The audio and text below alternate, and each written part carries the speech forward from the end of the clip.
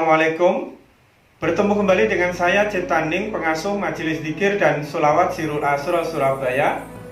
Di dalam budaya Jawa, kita mengenal istilah Gusti, istilah Kanjeng, istilah Sinuwun, istilah Sunan, dan lain sebagainya.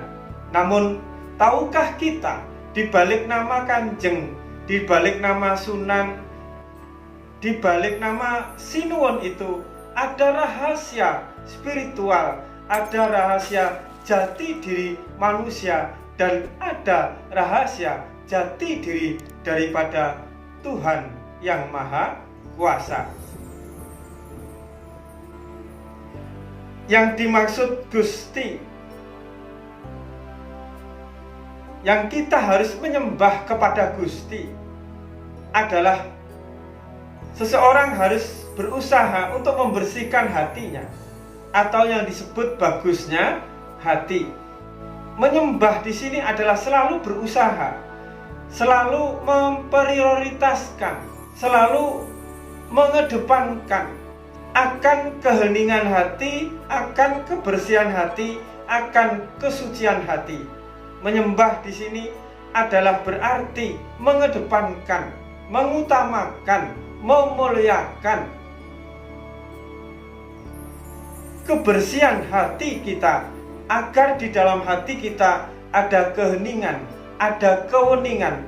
Di dalam hening disitulah terdapat suwung, di dalam suwung itulah baru mijil, namanya Gusti, yaitu hati yang penuh dengan kasih, hati yang penuh dengan sayang.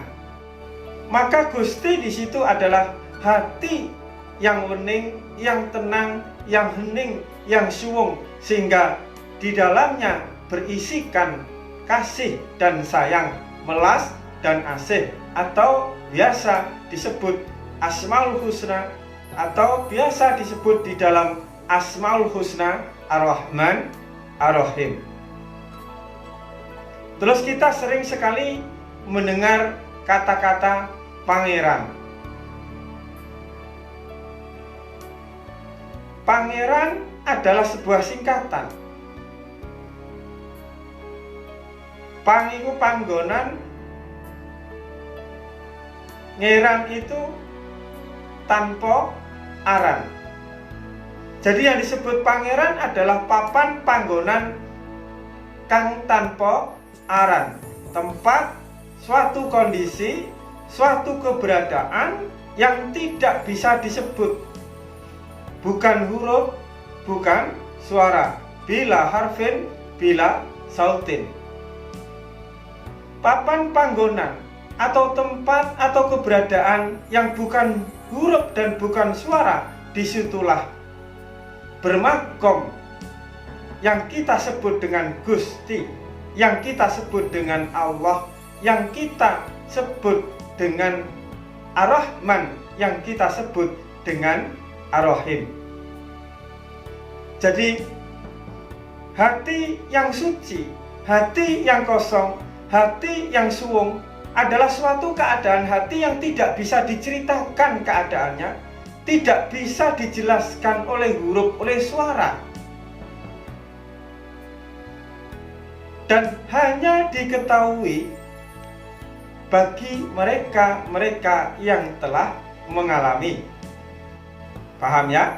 Jadi Gusti pangeran, Gusti pangeran. Bagusnya hati, heningnya hati adalah tempat bersemayamnya sang keberadaan, sang wajibal wujud, yang bukan huruf, bukan suara, bukan sebutan, bukan kata-kata, hanya bisa dirasakan, diketahui, dikenali bagi mereka yang sudah mengalami, yang sudah menyelami, dan yang sudah merasakan. Lalu kita mendengar kata-kata Kanjeng, Sunan. Ya, kita sering memanggil para wali. Di dalam sejarahnya itu kita sering mendengar menyebut beliau, para wali itu dengan sebutan Kanjeng Sunan. Nama Kanjeng Sunan itu sendiri adalah sebuah rahasia. Apabila kita mau menyelaminya, menggalinya, maka kita akan menemukan rahasia bahwa yang disebut Kanjeng Sunan adalah sebuah pernyataan dari sebuah keadaan hati yang suci, maka disebut Kanjeng Sunan. Kawruhana jeng panjenengan ingsun susatuhune nan susuhunan. Jadi singkatan daripada Kanjeng Sunan adalah kawruhana panjenengan ingsun satuhune susuhunan. Artinya adalah ketahuilah sesungguhnya aku ingsun adalah sesembahan. Ya, kata kawruhana satuhune panjenengan ingsun sesembahan iku rahasiane ing dalem ingsun. Ingsun ini sebuah rahasia. Tidak bisa seseorang mengaku sebagai Kanjeng Sunan apabila seseorang tersebut tidak mengetahui tentang rahasia ingsun. Apa itu ingsun? Jadi nama Kanjeng Sunan itu tidak menyatakan, tidak mengatasnamakan, tidak ditujukan kepada sosok sunannya, baik itu Sunan Kalijaga, Sunan Ampel, Sunan Gunung Jati, Sunan Kudus, dan sunan-sunan yang lainnya. Yang disebut Kanjeng Sunan adalah kepada poin ingsunnya, kepada ingsunnya, bukan kepada sosok daripada sunannya, sehingga kita memanggil beliau dengan Kanjeng Sunan Kalijaga, Kanjeng Sunan Ampel, atau Kanjeng Sunan yang lainnya. Jadi sebelum seseorang itu mengetahui tentang ingsun,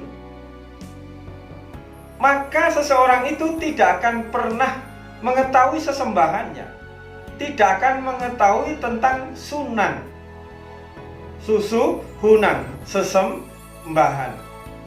Jadi yang dimaksud ingsun di situ bukan sosoknya, bukan sosok Kanjeng Sunannya, tetapi keadaan hati daripada Kanjeng Sunan. Ingsun artinya adalah ingsunyo ruri. Ingsunyo ruri artinya adalah dalam keadaan kosong, dalam keadaan suwung. Sesungguhnya yang kita sebut Kanjeng Sunan Kalijaga, Kanjeng Sunan Ampel, beliau adalah di dalam keadaan kosong, di dalam keadaan ingsunyo ruri. Yang nyata, yang ada, yang wajib wujud adalah Allah Subhanahu wa Ta'ala. Bagaimana budaya Jawa ini tidak mengandung sebuah spiritual yang tinggi, sedangkan sebutan dan sebutan saja semuanya mengandung rahasia, dan barang siapa mampu menyelaminya, maka dia akan mengenal Tuhannya, maka dia akan mengenal diri.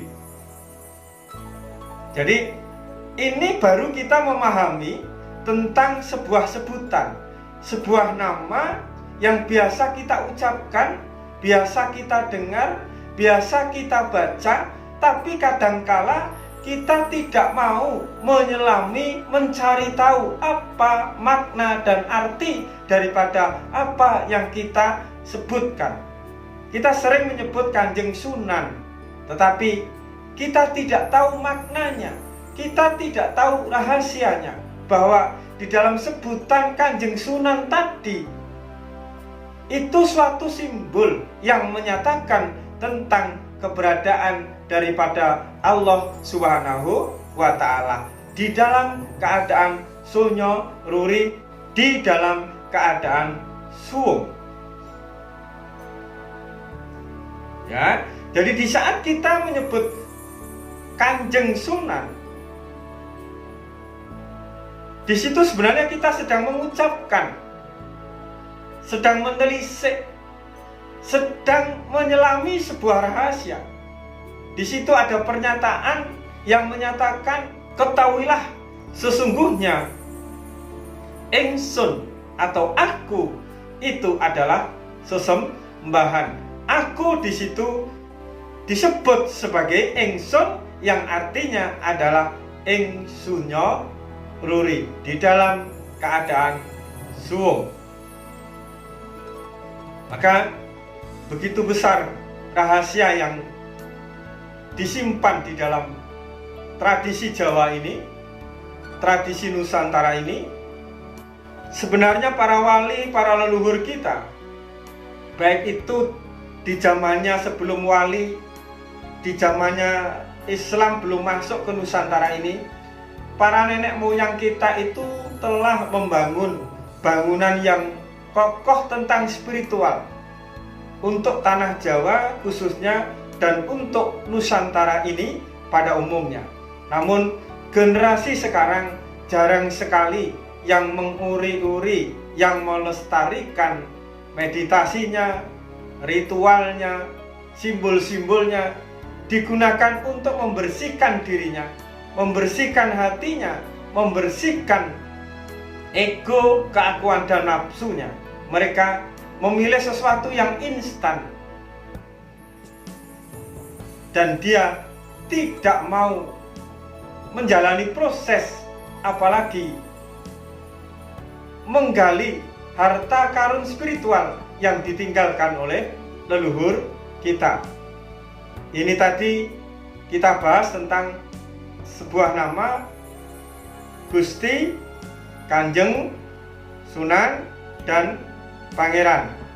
Untuk selanjutnya, seri berikutnya akan kita coba untuk membahas tentang meditasi, tentang tafakur, tentang kholwat yang ditinggalkan oleh para wali dan leluhur kita. Dan tafakur serta meditasi itu bisa membawa kita untuk menyelami tentang ingsun, tentang keadaan sunyo ruri. Meditasi yang ditinggalkan oleh leluhur Jawa pada khususnya dan leluhur Nusantara pada umumnya juga menitik beratkan untuk membaca, untuk menyelami simbol-simbol Tuhan, simbol-simbol Allah yang ada di dalam diri manusia, sehingga dengan membaca dan menyelami simbol-simbol tersebut maka mampu mengantarkan diri seseorang untuk mengenal Tuhannya dan mengenal dirinya, dan mengantarkan seseorang untuk menuju keadaan ing sunyo ruri. Agar perjuangan dedikasi para leluhur kita itu tidak sia-sia, marilah kita gali, marilah kita sambungkan hati kita, spiritual kita, dan rohani kita dengan apa-apa yang telah ditinggalkan oleh para leluhur kita. Cukup sekian, semoga manfaat, tetap waras dan tetap fokus. Wassalamualaikum warahmatullahi wabarakatuh.